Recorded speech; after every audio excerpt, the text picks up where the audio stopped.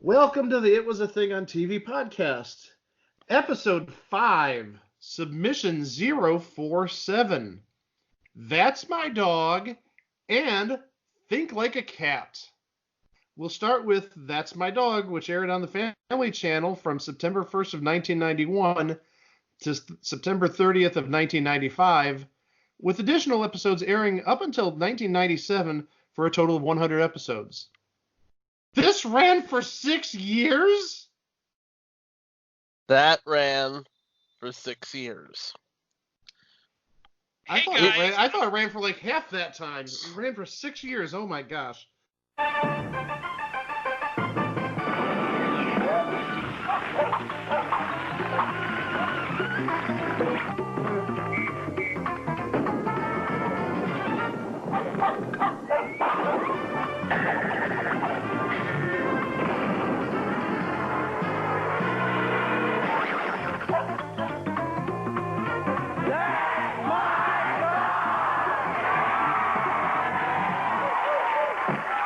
This week's competitors are Tennyson and Dracula. And now, here's the host who sweats through his tongue, Will Schreiner!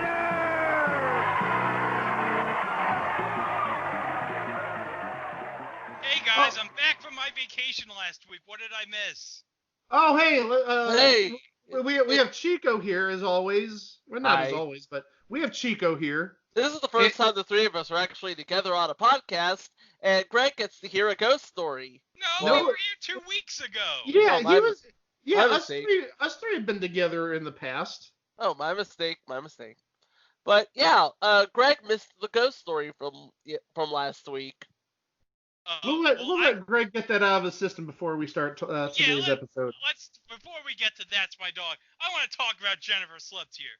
I watched that episode 11 where, they filmed at her house where they did the life story. That was the worst episode I've ever seen in my entire life. Mike, you have the nerve to say Manimal was bad. Oh God, when you watch that episode, you will take back every bad thing you said about Manimal. She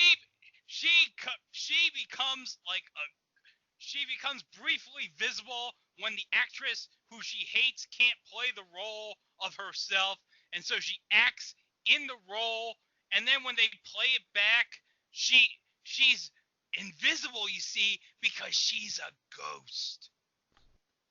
And they were like, what? What? This random lady who showed up is not showing up on film, who just happens to look like Jennifer. Oh! Oh, that was such lazy, bad writing. Oh! Tell us how you really feel. It was the most campiest.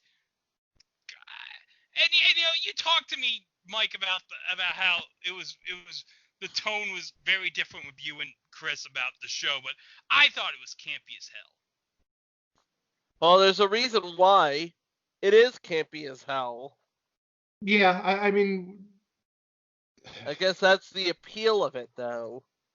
I guess. it's an NBC comedy from the early 80s. Were you expecting some sort of masterpiece? No. Mhm. Yeah. For every Cheers that we had and every Family Ties, we had to get a Mr. Smith and a Jennifer Slept Here and a Hello Larry. Spoiler alert. It's criminal that we have all the episodes available of Jennifer Slept Here on the train circuit, but we can't find a single footage online of Mr. Smith other than the opening from the first episode. It is absolutely criminal. Okay, I'm done talking about Jennifer Slept Here. Let's move on to our subject. What a travesty. Mhm. What a human injustice. All right, speaking of injustices, hey, That's My Dog. That's My Dog, as you might gather, was about dogs.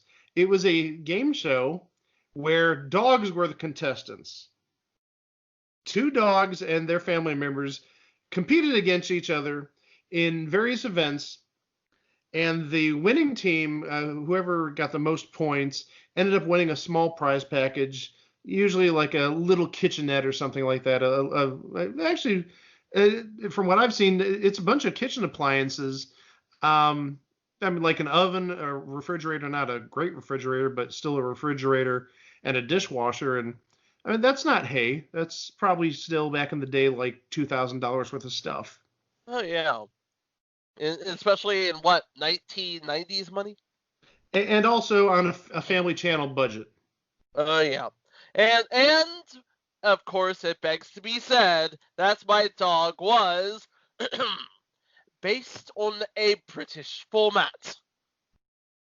Yeah, based on the British show. That's My Pooch. No, it's called That's My Dog. I just remember that.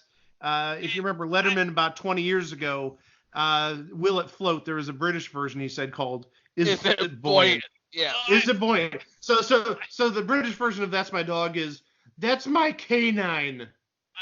I wouldn't be surprised if that was actually the real British title, because you know how Ready Set Cook here in the UK is Ready Steady Cook for some reason. Yes, I do. The British version was called That's My Dog. Yes. And unfortunately, there's very little information about it online. Yeah, you'd have to go to ukgameshows.com for any information. But the American version was recorded, at least for one season, at Universal Orlando, back when going to Universal Orlando was the it thing to do.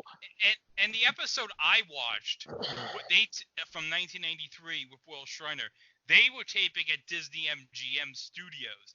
This was the period when Disney MGM Studios, Disney would use it to tape we want any production here in Orlando. Come on, come in and film. Because I showed you a video, Mike, of a subject that we'll hopefully be doing in a couple of months. Wink, wink. Thunder in Paradise, where they would literally shoot at any area of the park for scenery at Disney. Yep. And I have the information here. The first season was shot outdoors near Residential Street at the Disney MGM Studios backlot. This according to, of course, Truth by Consensus Wikipedia. And the second season was filmed at Universal Orlando, and the last two seasons were filmed at Disney MGM.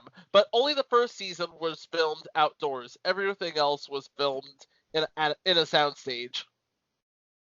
Yes, and actually, while doing research for this, I found an article about Steve Scrovan, who was the first host. Now, that name may not totally ring a bell, but if you remember the hidden camera show from the early 90s called Totally Hidden Video, he hosted a couple seasons of that. Yes, Totally Hidden Video, which, by the way, to dash from Zach Morris's trash, that was a real show.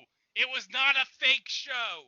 No, it was totally real. No, it was real. Video was totally real. That's because you were probably too young for that show, Dash. I'm saying that in case he's actually listening to us. So yes, Steve Scrovan hosted the first couple seasons. He actually grew up in the same town, actually more township than town. It's a township where my cousins live. A little township, maybe about 30 minutes east of here, about 30 miles east of Cleveland, called Munson Township. Very quiet little community. That's where he grew up. So I thought that was very interesting. But also the taping schedule for this, or rather, That's My Dog, they taped all the episodes of the season in 5 days. Wow. Yeah. And how many episodes were there per season? Well, I mean, let's do the math. There's 100 episodes and 4 seasons, so probably 25, 26, 24. Okay, all right. That is actually doable, because... Yeah, 5 a day. 5 a day for a week. That's a season. Yeah, 5 a day is very doable. And Steve Scrovan, you may not know the name, but he's gone on to bigger and better things. A couple years after he left That's My Dog, he was a writer for a little sitcom on CBS called Everybody Loves Raymond. Never heard of it. And actually, around the time that he was doing That's My Dog, he also wrote for Again, another little show called Seinfeld. Never heard of that one either. Oh, we'll have to add those to the list. Yeah. If I'm not mistaken, again, judging by live research here, I believe he also wrote an episode of, spoiler alert, maybe a future entry, Salute Your Shorts. That'd be a good one. Yeah, Nickelodeon classic. Well, that's up for debate. We'll talk about that later. Well, I also, another thing I want to mention, in Steve Scrovan's episode of Seinfeld, he wrote the movie, the fictional film in the episode, Rochelle, about a young girl's strange erotic journey from Mulan to Minsk, made its first appearance in the episode. George later rents it from the video store in season 4's The Smelly Car, and it is turned into a Broadway musical starring Bette Midler in season 6's The Understudy. And after Steve Scrovan left, he was replaced by Will Schreiner, who's sort of a familiar name in the game show circles. He hosted Small Talk on Family Channel later in the decade, 96, 97, I do believe. And his father was Herb Schreiner, who hosted Two for the Money. But also, Schreiner hosted some other shows in that time frame. He hosted Why Didn't I Think of That? Oh, there's one we need to add to the list. Why didn't I think of that? Yeah. Do you guys remember that one? No, I do not know that at all. It was basically a competition between inventors. And I don't know if there's a panel. I remember bits and pieces of it. I'm sure it's online. And this panel, I believe, or somehow they determined like the inventor of the week. And it was a pretty blah show, but it was produced by Wink Martindale. Ooh. Uh-huh. And that was early 90s. That ran for a couple of years. But he's been a fixture on TV for a long time, for decades. And also, on his Wikipedia page, it mentions that he was a regular in 1980 on the NBC morning show, The David Letterman Show. Another entry. Yes. One we're very eager to tackle. Oh, that'll be so great. But that's not coming for months. We'll just say that much. Yeah. So the game itself, as I said, two dogs competed in a series of different events. There were games where people would dress up the dogs, put shirts on them or put shorts on them, or maybe the dog is already wearing a shirt and a human's wearing a shirt, and they go into a big sleeping bag or some sort of giant bag, and they have to exchange shirts. Kind of interesting why they wanted to dress up dogs. I don't get that. But also there were some events like a game where there was a arrangement of bowling pins and the dog had to knock over all the pins in 30 seconds. They did a similar game with dominoes where they had 30 seconds to knock over as many dominoes as they could. Then there was a maze. And I've got the maze was awesome. I've got issues with the maze. Yeah, I do too. What's your issues? I know it looks pretty cool. But then again, okay. This is 12-year-old Chico talking. He saw a maze on a game show. He's like, let me at that maze right now. It wasn't the Crystal Maze. No, and it wasn't the maze on American Gladiators either. The maze on American Gladiators was so much better than this. The maze,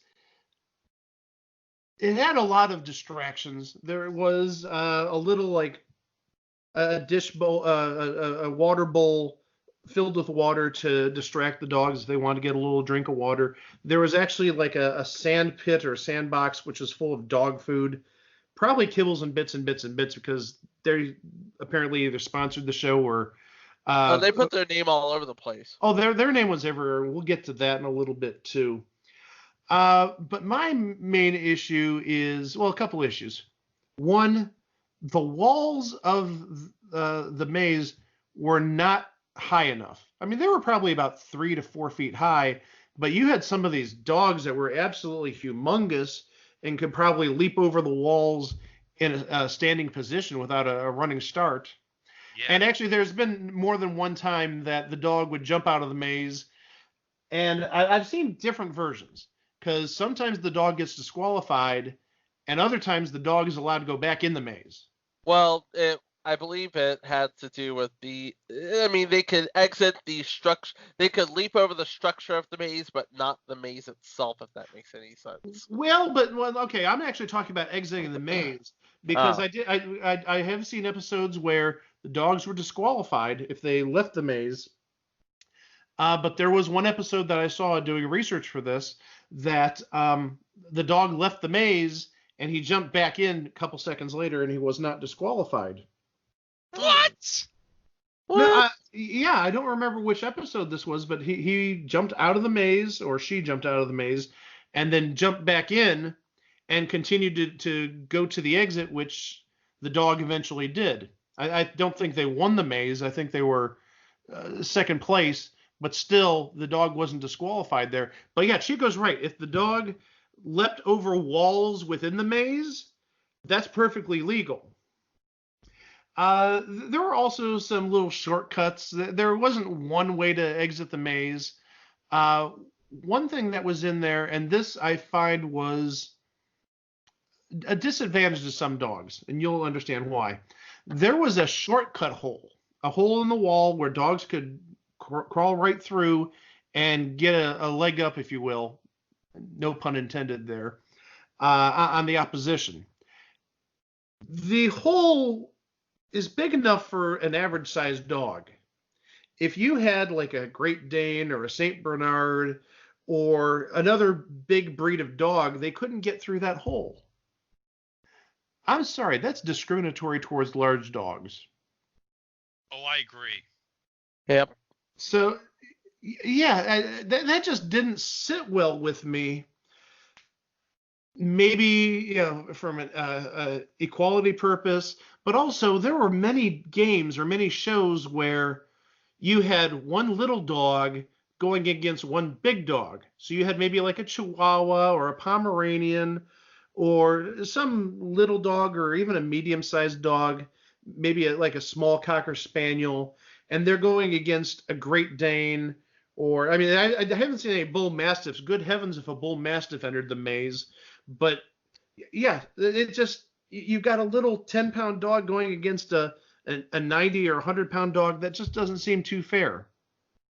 Especially since I've had, growing up, 100-pound dogs. They're like miniature horses. Yeah. Then another thing they did, and this wasn't on all the episodes, they had a talent show. This is what you'd call a time filler.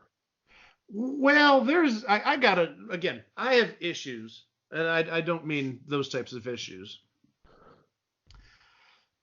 First off, they had little kids doing some of the judging, not all the time, but occasionally they had like a 10-year-old or a 12-year-old be a judge. And I'm sorry, why'd you give that dog a 10? The dog is so pretty. But the dog just took a crap on the stage. he made the prettiest crap in the world. Well, okay, I'm joking there, but the thing is, it seemed like the little kids always gave like inflated scores because the puppy dog's so cute. Not that the puppy dog did their talent. Because they're dumb kids. Well, I get that, but I mean, is that necessarily fair if the dog that gets a bad score because it's not cute loses by 2 points? Fair, I know. Okay, I know this isn't Jeopardy. Alert.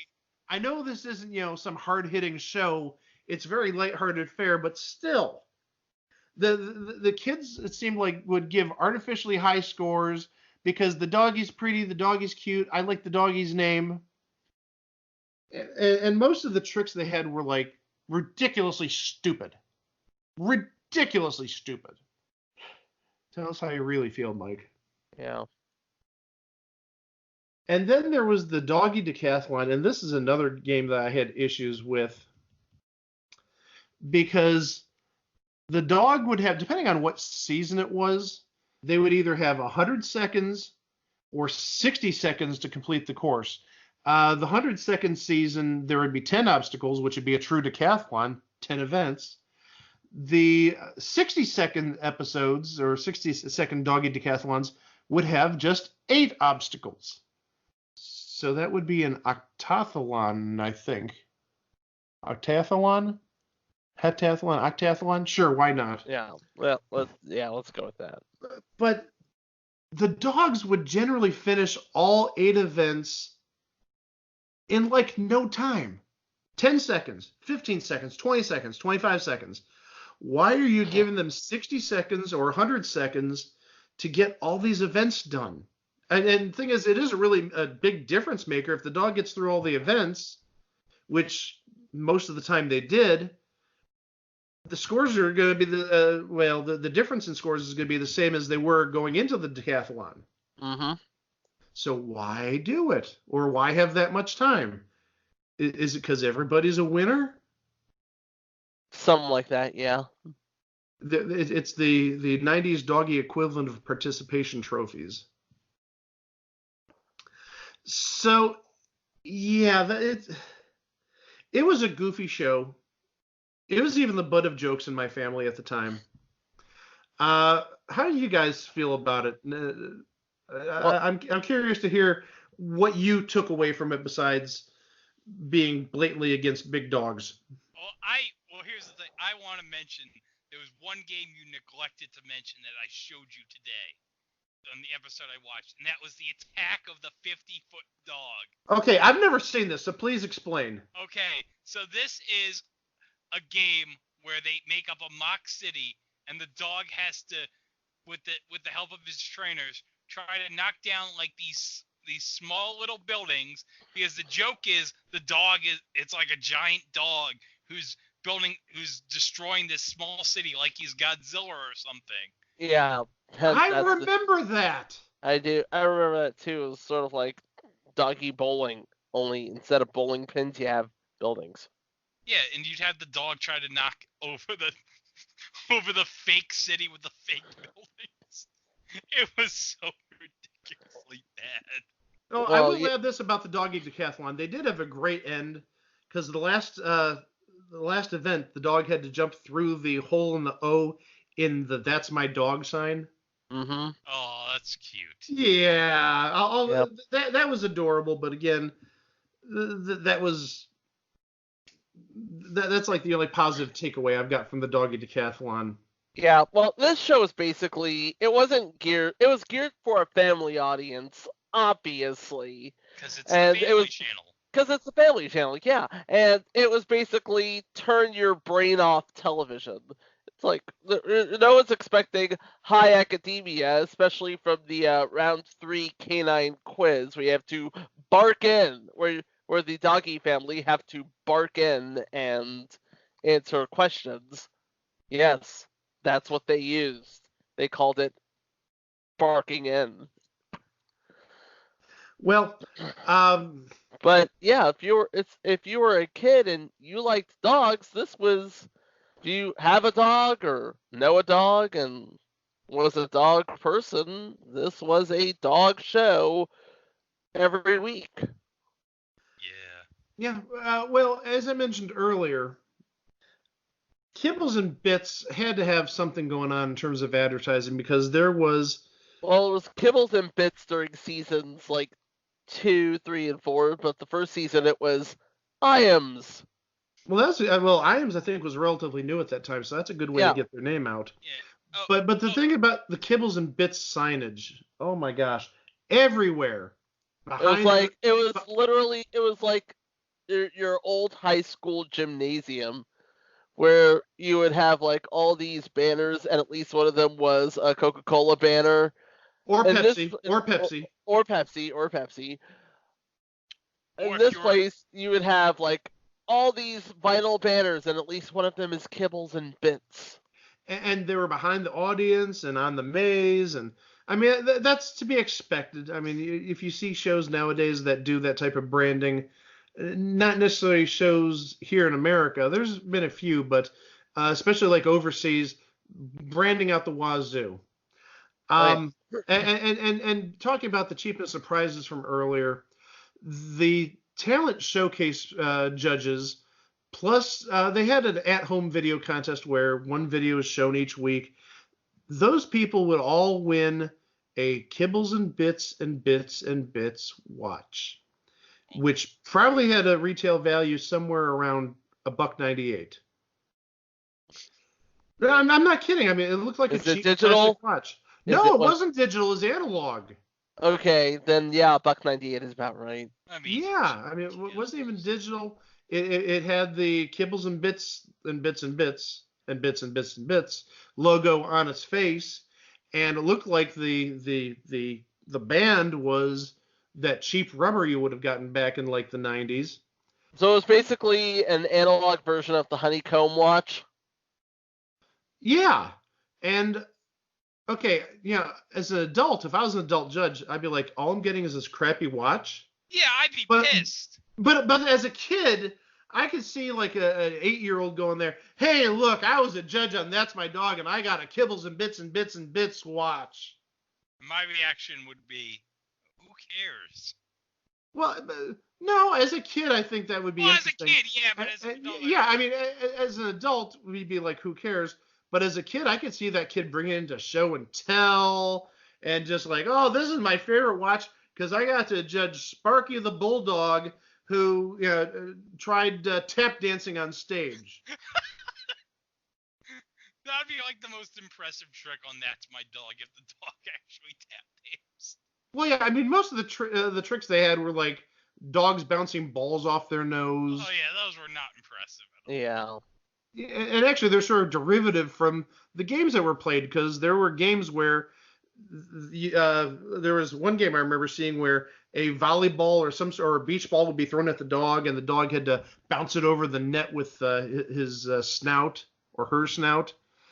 And that was actually a very interesting game because not one, but 2 of the beach balls were destroyed by the dog in the playing of the game. Whoops. Wow. Maybe they shouldn't have had like a rubber ball. Maybe it should have been a little thicker or something. I don't know. But I need to like rinse my mouth out of this That's My Dog. But I do want to add a couple more things. There were special episodes. Ooh, yeah, I remember these special episodes. There was one celebrity show. Celebrity dogs. Celebrity dogs. Celebrity dogs. Celebrity dogs! Oh my goodness. Are you ready for this? Oh, So, I'm so excited. yeah, so the new hotness on Family Channel at that time was Rin Tin Tin Canine Cop. It Hashtag was corporate synergy. Yep.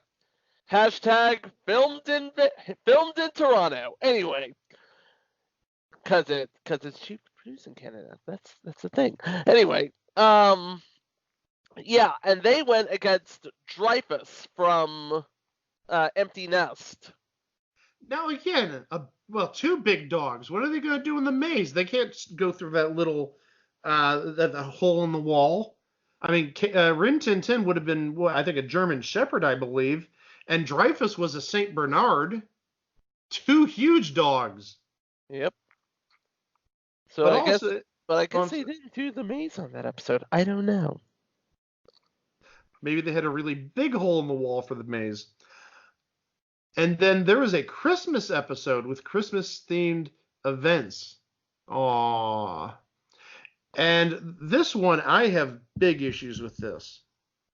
There was a puppy love episode where puppies played. Aww. Oh. Well, here's why I have issues. Well, one of the puppies was 10 days old. 10 days old. The reason I have an issue with this is a 10-year-old puppy should not be separated from his mother or her mother. I just think that's really bad for the dog. I know maybe the separation was only a number of hours, but still, and I don't think that dogs at 10 days old can even see, or maybe just started seeing a day or two earlier. But yeah, that just struck me the wrong way. That, and I say that as a dog lover. That's.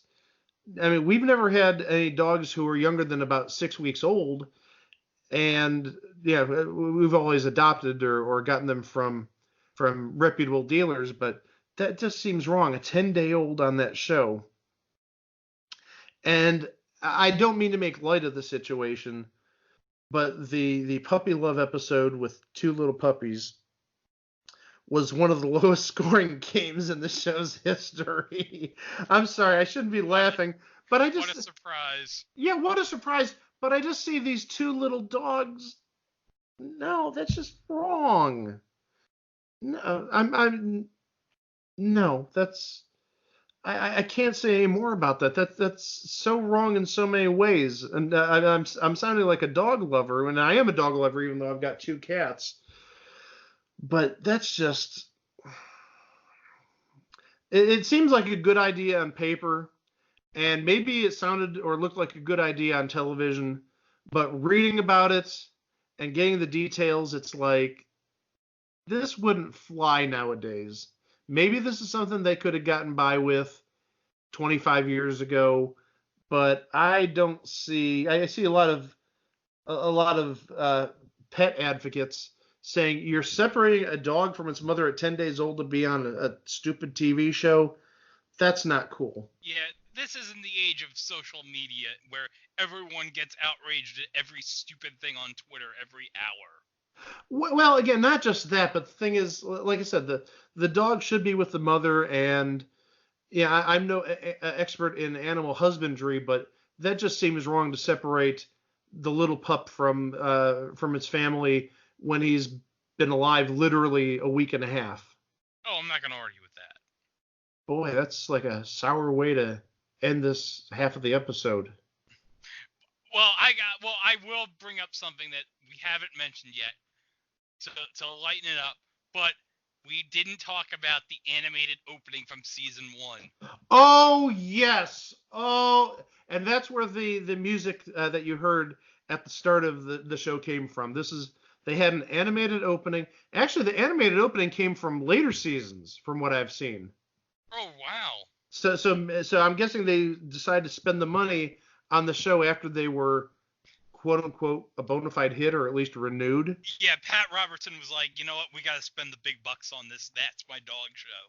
So yeah, they had an animated opening, and I'll let Greg go into that. Okay, all right, let me describe the opening. So there's a thing that says a dog audition. There's a dog getting shot by a cannon. The dog is juggling bowling balls. There's another dog on stilts. And this whole time, this dog shot out of the cannon is like sailing by them and giving thumbs ups. It looks like something out of a Sega CD game from like 1992. That's horrible. I mean, have you seen Sega CD games from 1992? That's horrible. Have you ever seen the game Wonder Dog? Yes, That's I what have. It looks like. Yeah, but Wonder Dog is actually an amazing game. Greg, get ready to have your mind blown. What? That's my dog for the CDI. Are you kidding me? No, we need to do that. Oh, okay. That needs to be a thing. That's right. Well, if Thunder in Paradise can be on the CDI, That's My Dog could be on the CDI too. We have to get a TARDIS. We got to steal Ed Begley Jr.'s TARDIS made out of vegetable oil, go to his house, steal his TARDIS, and convince Phillips, you know what, forget Hotel Mario, forget the Zelda games on CDI. That's My Dog on CDI. And the whole idea is to aim that dog out of the cannon to swerve around different objects. Oh, look, there's a dog on stilts. Wave hi. Hi there. Oh, look, there's a dog juggling. Hey, how you doing? But then what happens after the dog flies past those other dogs? He smacks right into the stage door. Ow. Because physical comedy, obviously. Well, because apparently the person who shot off the cannon wanted to hurt the dog. Not that we would condone that. So then they'd show inside the studio where an audience of dogs, animated dogs, would hold up cards that spell, "That's my dog." And that's actually where the image you see for this week came from.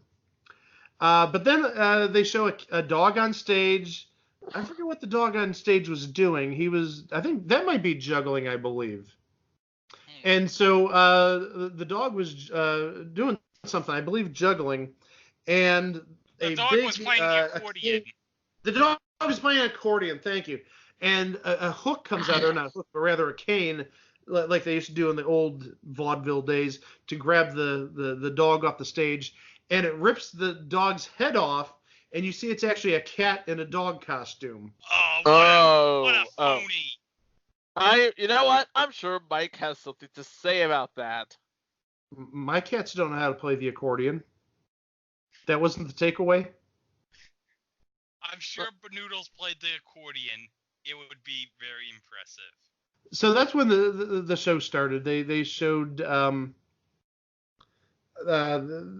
the two dogs playing that day, and introduced sort the of towing the line, as it were, right? Yeah, and it sort of looked like the beginning of a boxing match where you've got one dog facing in one direction, you've got the other dog facing in the other direction, and they're ready to maul each other or whatever. Maybe maul isn't the best word. Where's Don King when you need him? No, it is not.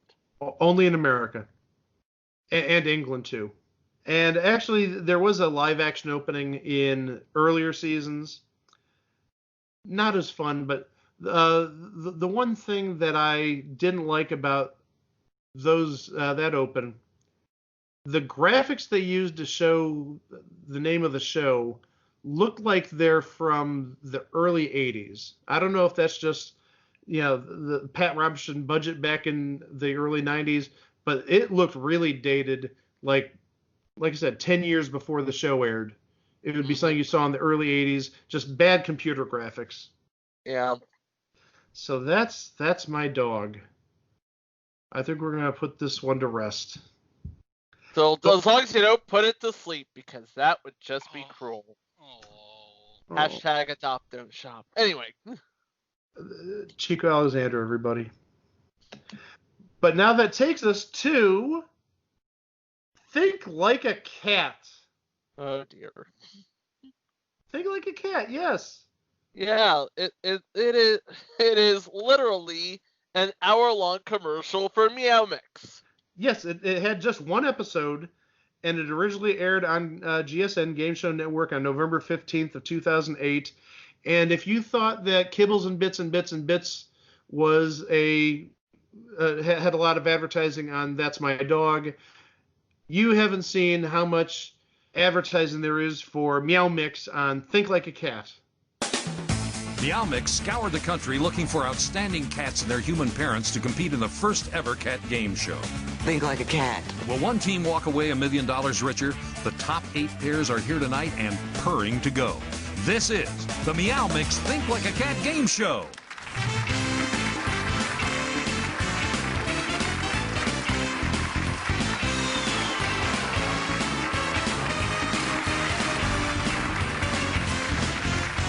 It's the Meow Mix Think Like a Cat game show.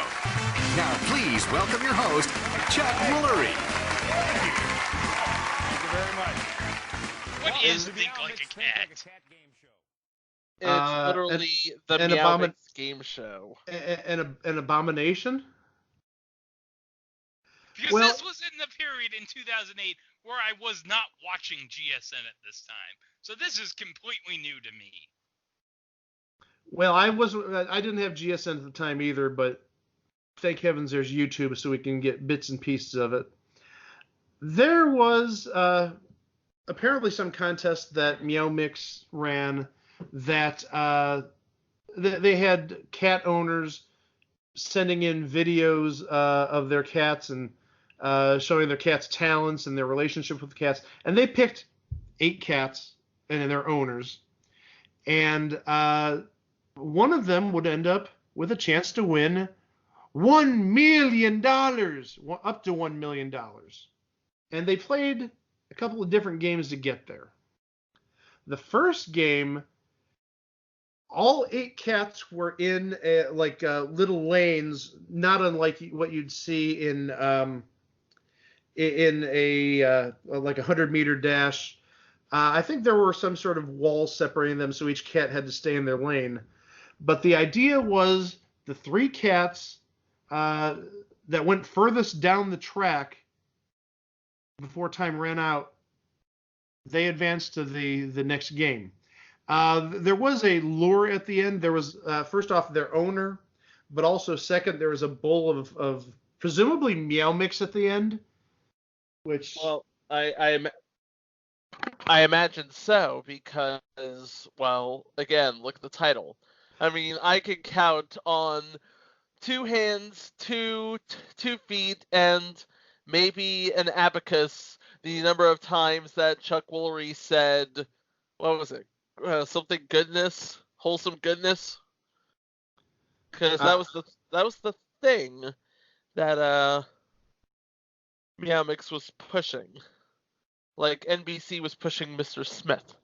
As a cat owner, I've never actually thought of Meow Mix as having any sort of goodness. Yeah, you're all about the Temptations, Mike. Well, no, that's their treat. That's a treat. Now, this is a Purina indoor cat formula food house. So the idea was that the first 3 cats to get to the bowl or furthest to the bowl in 1 minute would advance to the second part of the game. This might not be a good look for Meow Mix. Only 2 of the cats got to the food. Wow. And the third one was based on how far they got. Not necessarily how far they got when time ran out, because actually the one that was chosen was the one who went furthest, but then turned around. Maybe the cat saw it as Meow Mix and was like, nope, I only eat Fancy Feast. Bye-bye. So then that those... cat has standards. Absolutely. I've never given my girls Meow Mix. So the people that were eliminated each got $1,000. And that's too low for the price of their dignity that they paid for being on this thing. Wow.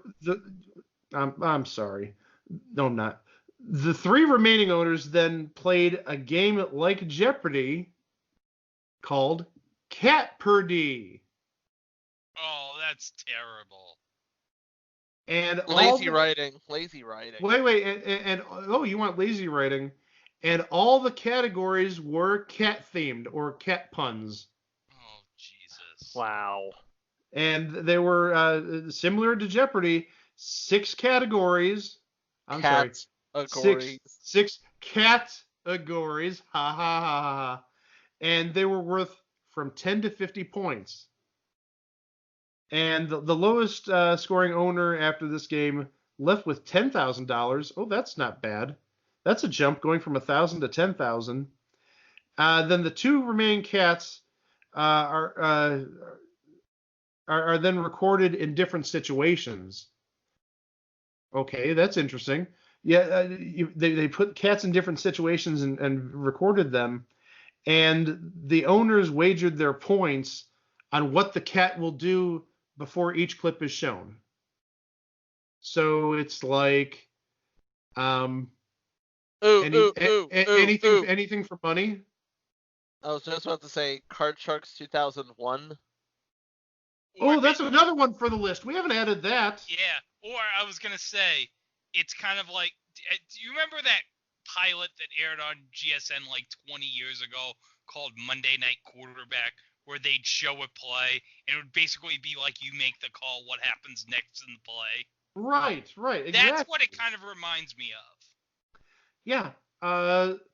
So the 2 owners that are left, they wagered their points on what they thought their cat would do in the situation. Unfortunately, I don't have video of this, so I don't know what the situations are. And honestly, I can't think of 7 situations my cats would be in. So we'll leave that up to the imagination. And there are a couple rules. They couldn't wager more than half their points on the first 2 questions. For the other 5 questions, they could wager any or all of their points. And the cat and the owner, who had the highest number of points, won $25,000. The loser in that round left with $15,000. Still not enough money. So right now, Meow Mix is in for $55,000. Five times 1,000 plus 10,000 plus 15 plus 25. But that's not all. What? The bonus round. They're going to play the Meow Mix $1 Million Challenge. Oh, Jesus. So this was stank-ass dumb luck. Right? I said it. Stank-ass dumb luck. There's 10 bags of Meow Mix on the stage. And each bag contains a symbol. And what the idea was that the cat and the human must get a matching symbol. Their symbols must match to win the $1 million. And they each chose a bag.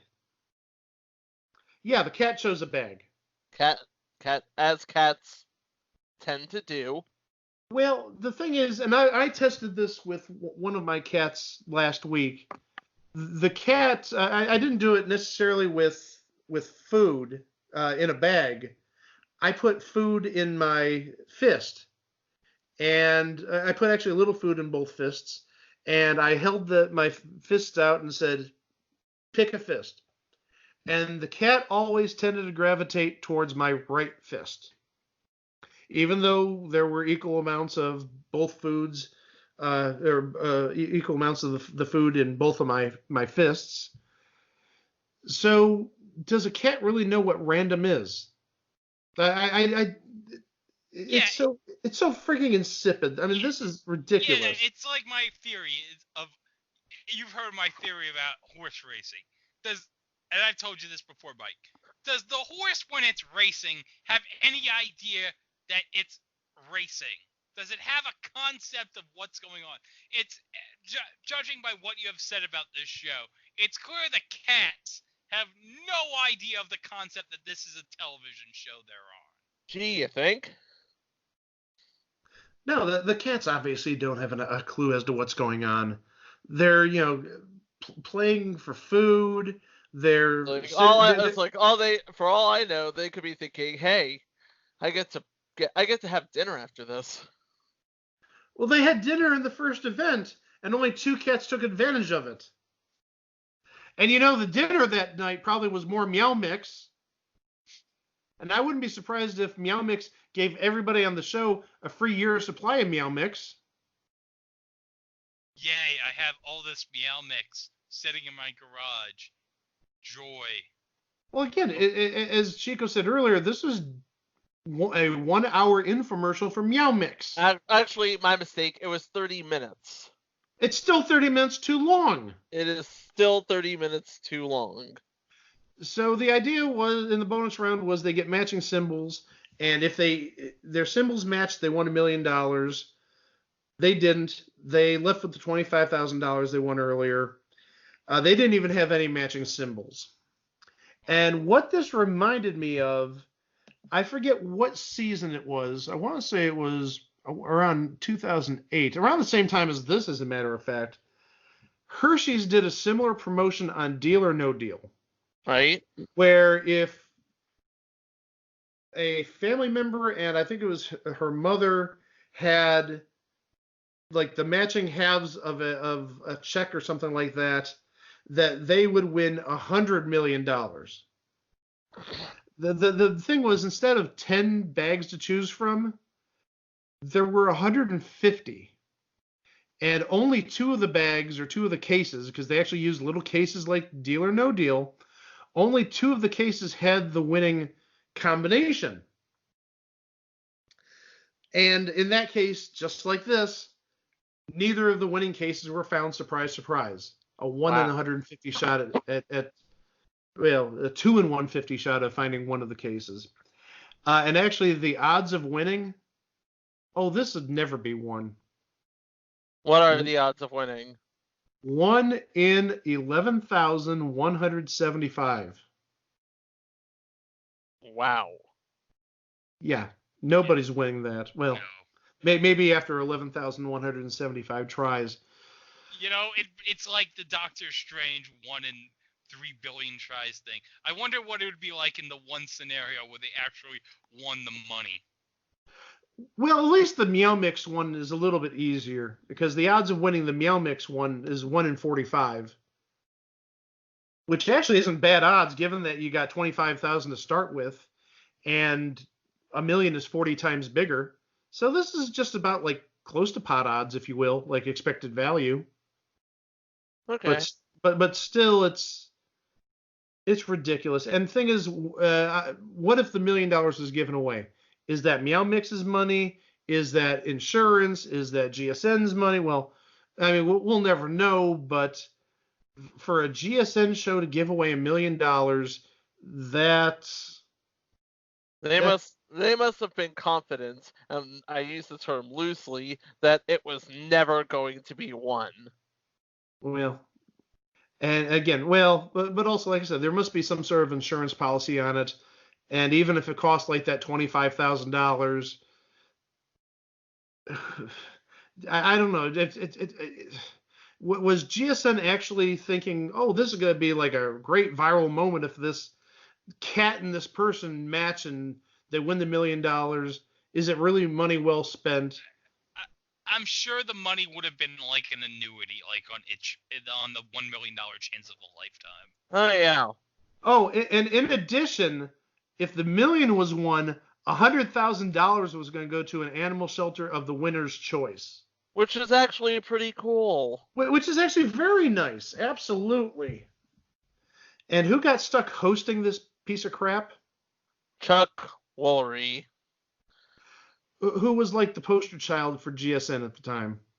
He had hosted Lingo, and he hosted Lingo for freaking ever. Like, what, 6, 7 seasons? Well, at least 5 years, because it started in 2002. And yeah, I think there were episodes that went into 2007, so that would be 5 years, 6 seasons or so. Yeah, that's a pretty good run.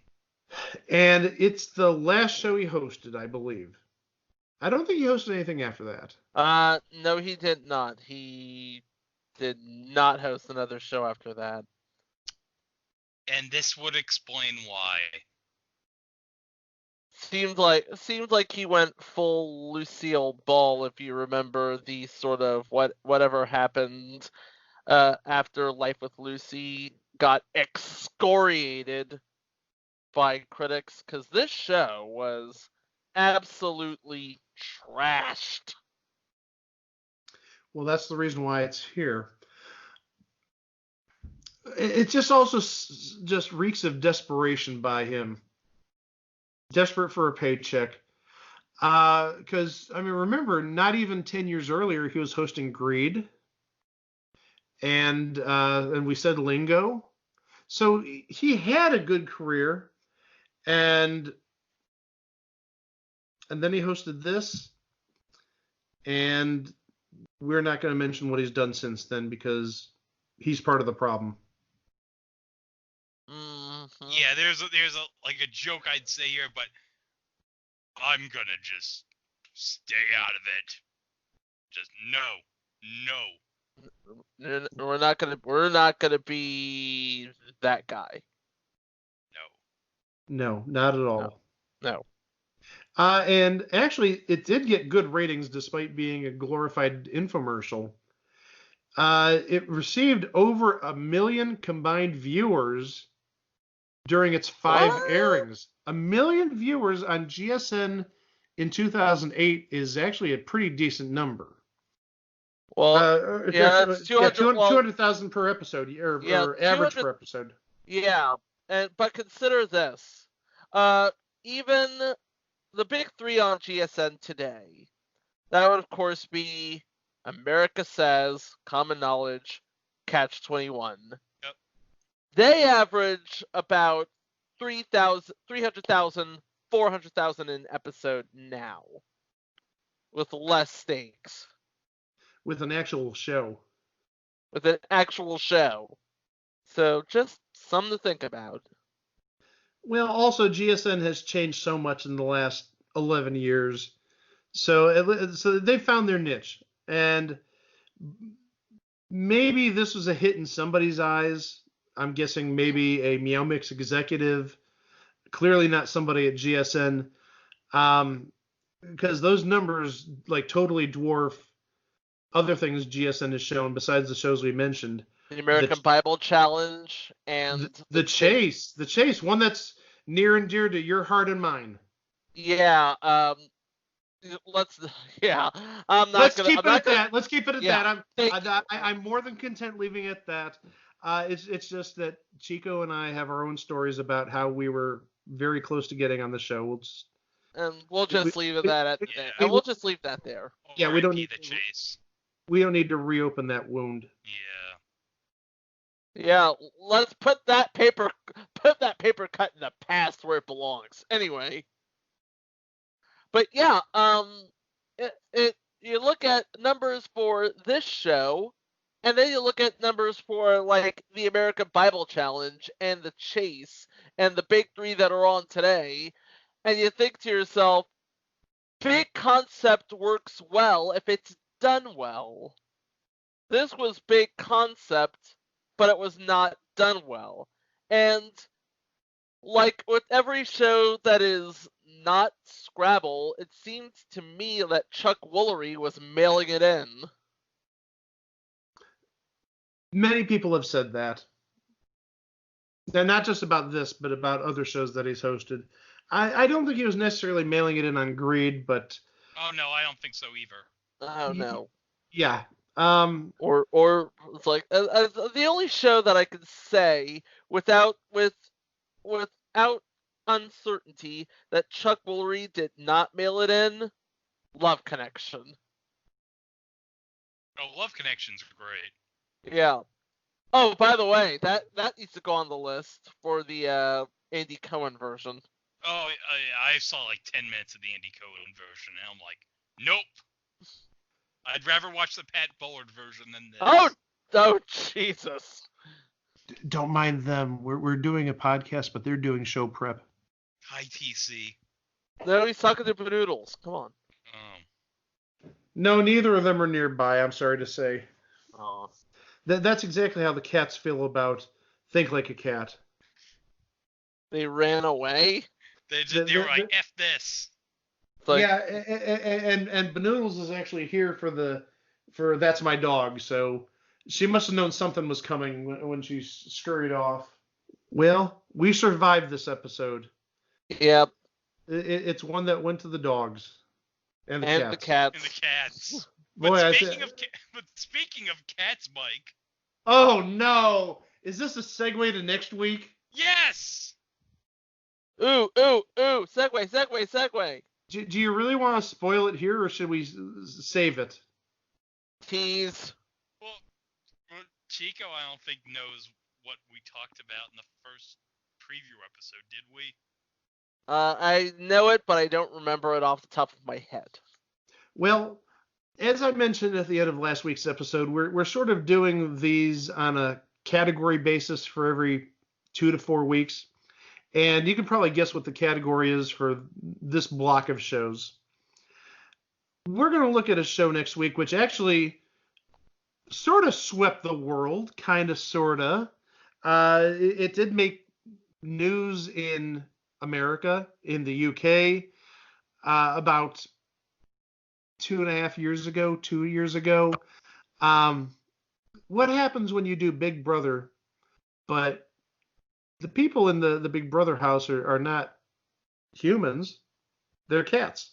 Ooh, I know what you're about to do, but I'll keep everybody in suspense for another week. So yeah, next week we're going to look at a show which is essentially Big Brother with cats. And yes, that was a thing on TV. That's a good name for a podcast. I should save that. As always, that's a good ending. I like it a lot. I think you should do more of it. Yeah, make that the close for every episode from now on. Again, more show prep while we're doing this on the air. Oh, for the love of God. So, yeah, that's going to be it for our episode this week. I don't have to see That's My Dog ever again. Hallelujah. Good. Yes, yeah, we're going to put that one to pasture. Oh, no, that would be cows if we put it to pasture, but Yep. just remember... They're going to a magical farm upstate is what Mike is trying to say. They're going to become your next burger from McDonald's. Oh. That's cruel! Mike, come on. That was mean. I'm sorry. But it's awfully delicious. So, as always... Can't take you anywhere. We're going to hell. I'm sorry.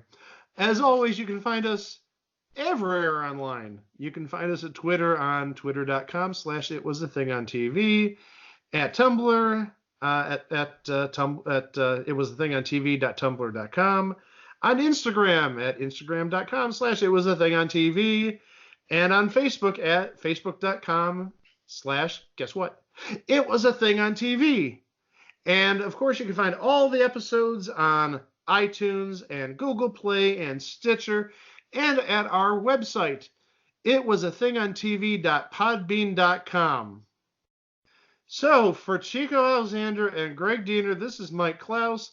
We'll see you next week for, I'll give the name of the show, Meow Manor. That was the thing on TV? It was the thing on many TVs. Oh, wow. We'll get into that next week. Oh, yes. Have a good week. We'll see you next time. All right. The winners of both That's My Dog and Think Like a Cat, they won cash prizes. The losers were all neutered. Oh! Go to your room right now, Mike Klaus! No! There's your Go to ending. your room! There's your ending.